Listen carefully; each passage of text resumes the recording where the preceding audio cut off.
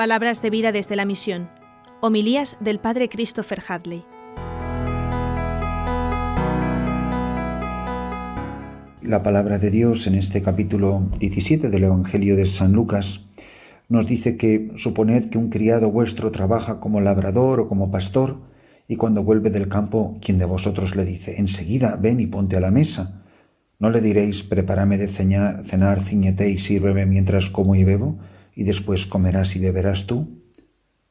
¿Tenéis que estar agradecidos al criado porque ha hecho lo mandado? Lo mismo vosotros, cuando hayáis hecho todo lo mandado, decid: somos unos pobres siervos, hemos hecho lo que teníamos que hacer. Muchas veces hemos escuchado este pasaje evangélico. A veces el sabor que nos puede quedar después de escuchar estas palabras es que no sé, un poco de rudeza o de exageración, de aspereza en las palabras de Jesús.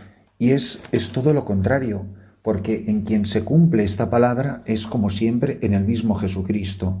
Él es el siervo de Yahvé. Él es el siervo que simplemente ha hecho lo que tenía que hacer. Es el siervo enviado por el Padre que, a diferencia de Satanás, que se niega a servir, viene como siervo, como el siervo de Yahvé, como el siervo sufriente que viene a entregar la vida. Jesucristo es el hombre, es el Hijo de Dios, que ha hecho sencillamente lo que tenía que hacer. ¿Quién reproduce perfectamente esta imagen? La Santísima Virgen María. He aquí la esclava del Señor. Don José Rivera decía muchas veces que nosotros repetimos muy fácilmente esto de la esclava del Señor, pero no tenemos ni la menor idea de lo que es un esclavo. Yo, después de ya muchos años de sacerdocio y habiendo trabajado en los sitios donde he trabajado, he conocido a muchas personas que viven como esclavas, pero obviamente vivimos en general en sociedades donde la institución de la esclavitud no existe. Pero en el tiempo en que escribe Jesús, todo esto era una imagen que podían entender perfectamente sus oyentes.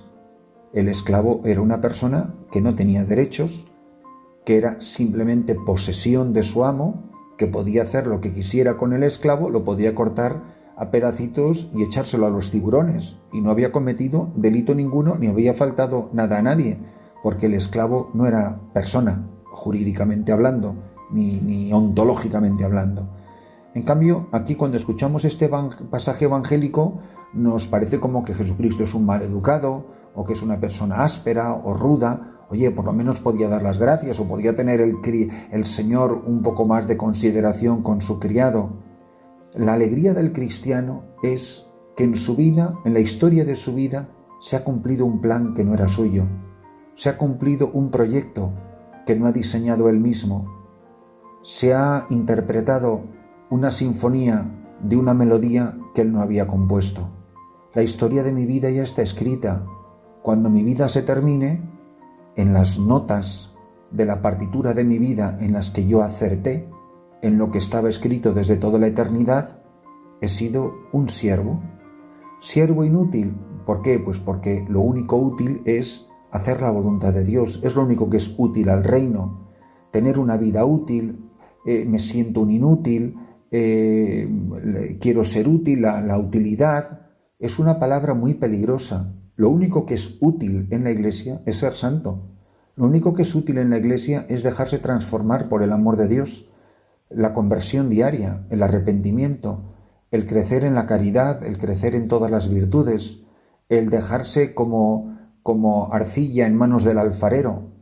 Y la arcilla no tiene por qué saber si voy a ser un plato o voy a ser un florero, sino que somos obra maestra de las manos de Dios. Nos va moldeando día tras día, si nos dejamos moldear, el Espíritu Santo, y nos va configurando a imagen y semejanza de Dios, como nos ha creado, pero en este caso concreto específicamente imagen y semejanza de Jesucristo. El santo es la persona que se parece, que se configura, que adquiere los rasgos internos y sobre todo externos y sobre todo internos de Jesucristo. Es decir, que vivo yo, pero no soy yo, que cuando me miren a mí, que a ti te vean, que yo he desaparecido para dejarte paso a ti, como el pan deja de ser pan para ser presencia de Jesucristo en la fe.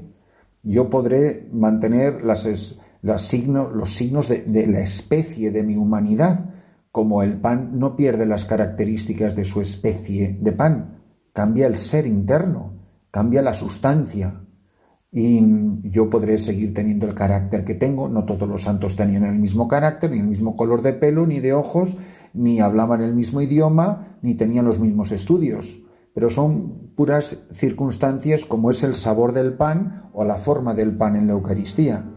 Pero en la medida en que soy dócil a la acción de las tres personas divinas que inhabitan en mí, soy un siervo. No tengo por qué saber en qué consiste el plan de Dios, y a mí a lo mejor me ha tocado en la orquesta tocar el triángulo, y yo, si escucho solamente mi propia melodía, pues puedo pensar que qué aburrimiento, qué tontería, y de qué poco debe de servir. ¿Por qué? Porque la sinfonía completa solamente la capta el director, el que sabe de música. A mí me toca interpretar el papel en la orquesta que se me ha concedido, y yo no capto la totalidad de la realidad de lo que yo significo en la historia de la Iglesia, ni capto plenamente la realidad de lo que significa mi vida en la vida de otras personas, porque yo no tengo ni la menor idea del bien que yo le he hecho a otras personas con la santidad de mi vida, con mi oración, ofreciendo misas, etc. Cuando me llamaron a dar la unción de enfermos a una señora que se estaba muriendo, pues caminamos y caminamos por un sendero estrechísimo entre hierba y maleza y en plena selva, y hasta que llegamos a su choza. Y bueno, con la ayuda del diácono, que lógicamente me va traduciendo, etcétera, al idioma de aquí, del pasante, un lugar infame. Yo nada más que cuando iba caminando y pasaba por chozas y más chozas, decía, si es que esto es un poquito más que animal, que vida animal, ver las condiciones de vida en que viven las personas de mi parroquia. Y fue una meditación hasta que llegué a la choza, que era igual de infame o peor que todas las demás por las que había pasado.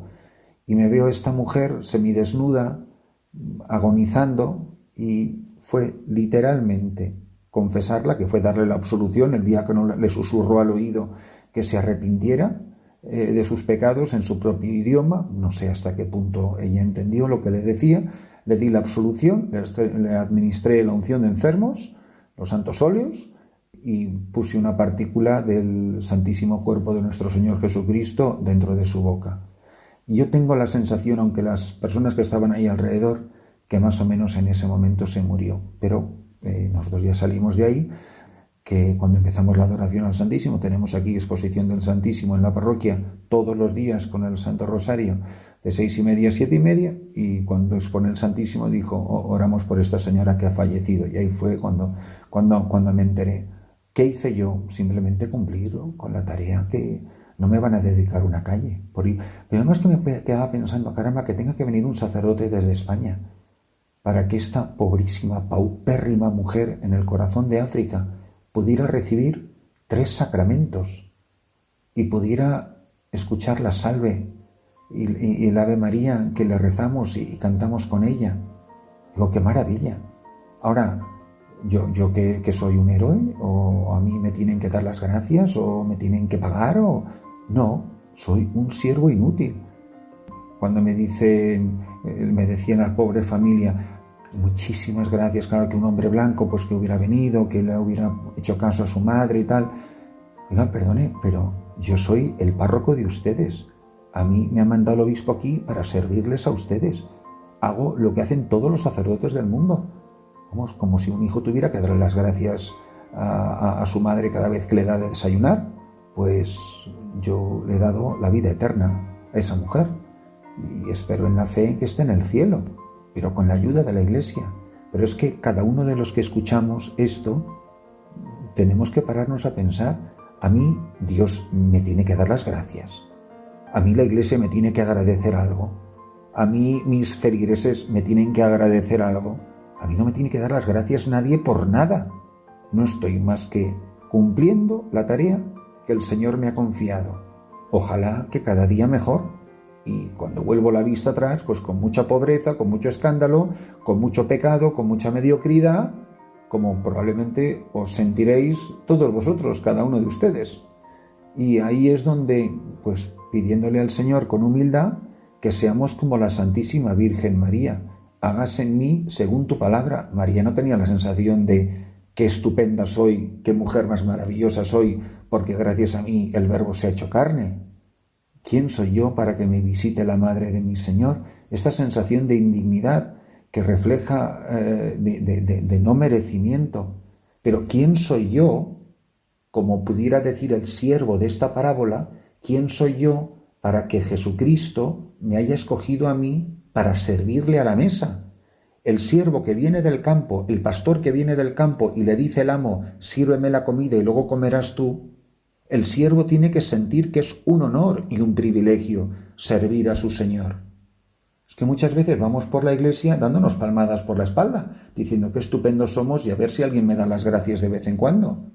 Pues no, la sensación que tengo es de que es un honor y un privilegio poder servir en la iglesia, poder servir en el reino, pero poder servir en el matrimonio, poder servir en la vida religiosa, poder servir como joven donde quiera que yo me encuentre, quien yo sea como bautizado en la iglesia, que es un honor estar al servicio de tal Señor, es un honor estar al servicio de Jesucristo.